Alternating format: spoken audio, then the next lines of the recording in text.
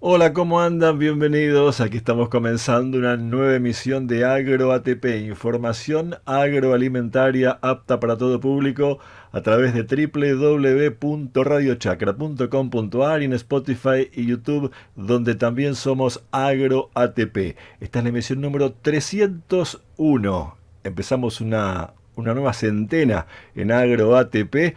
La emisión que se estrena hoy, martes 29 de octubre de 2024 a las 12, se reitera luego a las 21 de este martes y el próximo sábado a las 13, siempre en la sintonía planetaria de radiochacra.com.ar y que por supuesto queda grabada en formato podcast en Spotify y en YouTube, donde nos podés seguir cuando quieras, donde quieras y a la hora que quieras en AgroATP. Así somos en YouTube y en Spotify. ¿Qué contenidos? ¿Quiénes nos acompañan hoy como invitados, como entrevistados en Agro ATP? Bueno, en primer término, la primera entrevistada es Paulina Lescano, una agrónoma especialista en mercados agropecuarios.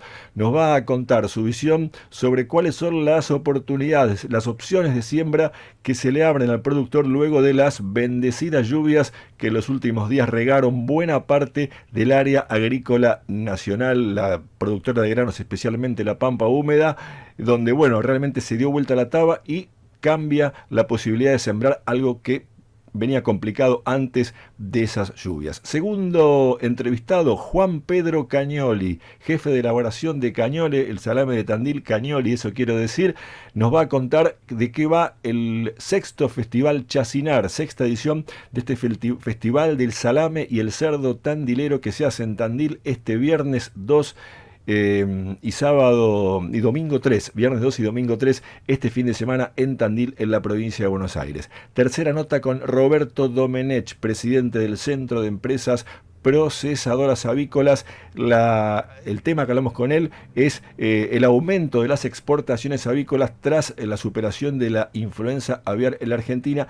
Queda todavía pendiente el mercado chino, que es muy importante para la industria argentina que exporta aves, pollos y sus productos, y también lo que pasó en el CIAL París días atrás, donde también estuvo la avicultura argentina representada. Y la última nota con Francisco Velar, presidente de la Sociedad Rural de Corrientes.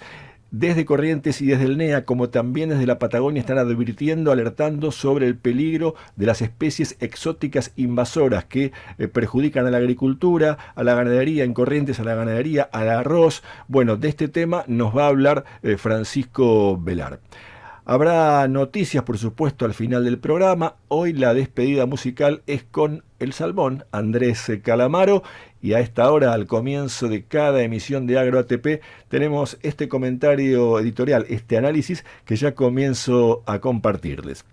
Termina un octubre agropecuario muy distinto al que empezamos, al menos en la región agrícola central de la Argentina, donde se juegan las grandes cosechas de granos y por ende la mayor parte de los dólares genuinos que ingresan al país por exportaciones. Hace solo 20 días el panorama era bastante desolador, sequía en la mayor parte de la región y el pronóstico de una niña que hacía recordar los olvidables y sufridos últimos años con falta de agua en casi todo el territorio nacional. Lo cierto es que en los últimos 10 días se dio vuelta la taba, como dice la expresión campera, gauchesca, y en dos eventos muy contundentes, zonas que estaban muy comprometidas, allí recibieron lluvias. El agua volvió a poner a muchos productores en condiciones de sembrar soja y quizás también maíz tardío, aunque aquí también hay que pensar en otro factor que afectó y mucho la campaña maicera pasada, la chicharrita, Dalbulus maidis, tal su nombre zoológico, que transmite este insecto el spiroplasma, una enfermedad que hizo estragos hace pocos meses. Igualmente las lluvias fueron desparejas. Zonas como el sur de Santa Fe y norte de Buenos Aires tuvieron precipitaciones que llegaron a superar los 100 milímetros. Pero otras como el oeste de Buenos Aires y La Pampa tuvieron en algunos casos 40 milímetros. Son estos registros insuficientes, pero como alguien de la zona del oeste de Buenos Aires me comentaba días atrás, a la lluvia no se la critica y siempre es bienvenida, aunque sea menos que la necesaria. Volviendo al riesgo de la chicharrita en el maíz, afortunadamente las últimas noticias sobre el temible bichito son alentadoras.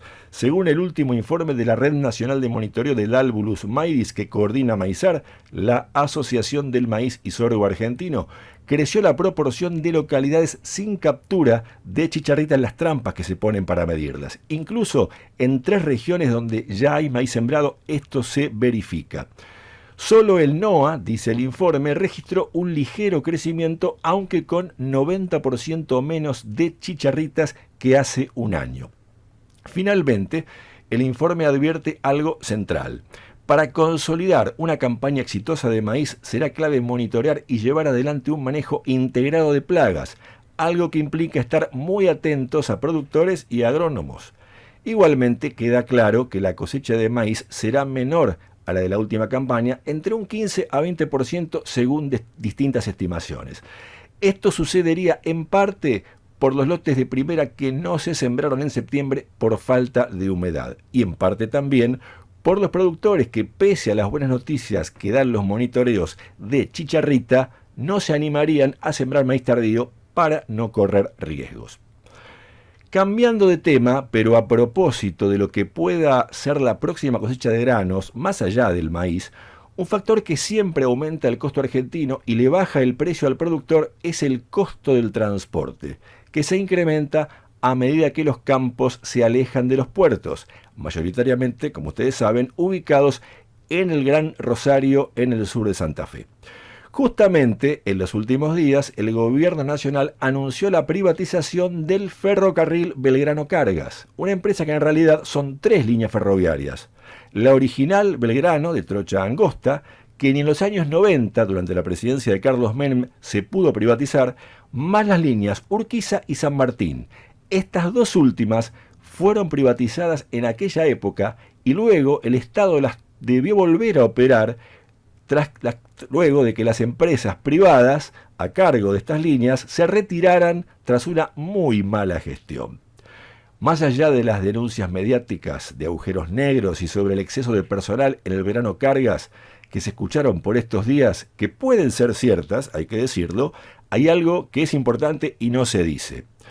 Para poner en condiciones esas 3 líneas ferroviarias que se concesionarían por separado o se van a hacer por separado, hacen falta 20.000 millones de dólares. Y la mayor parte de esa inversión es reemplazo y mantenimiento de vías, algo que en todo el mundo, en los países más avanzados, hacen los estados. Las empresas privadas no están interesadas en hacer esas inversiones, sino en operar con vagones propios o alquilados las redes ferroviarias. Pero no les interesa ni tienen capacidad de invertir en infraestructura de vías y obras. Por otra parte, hay que decirlo, en 2023 la carga por tren, que es el verdadero negocio del ferrocarril, fue apenas de 4% del total de las mercaderías transportadas en la Argentina, donde, como todos sabemos, impera el camión. La privatización que se plantea podría repetir experiencias ferroviarias que ya se aplicaron en la década de los 90 y fracasaron. Para el gobierno, mientras las planillas de cálculo cierren y el Estado se achique a como dé lugar, cualquier otra consideración parece irrelevante. Hábilmente, con anuncios casi cotidianos que repercuten mediáticamente y muchas veces con desconocimiento sobre lo que se habla, como en este caso, se intentan tapar otras realidades cotidianas que afectan a los argentinos. La mayoría de la sociedad, según las encuestas que se conocen, mantienen la esperanza en que la gestión gubernamental arroje resultados positivos luego de un largo desierto económico. Ojalá, lo digo de corazón, ojalá pueda verse luz al final del túnel más temprano que tarde. Pero las formas, los argumentos y los criterios de muchas de las medidas que se anuncian siguen sembrando dudas. Estamos comenzando AgroATP, información agroalimentaria apta para todo público. Emisión número 301 de este martes 29 de octubre de 2024. Muchas gracias por acompañarnos. En instantes saludamos a nuestra primera invitada.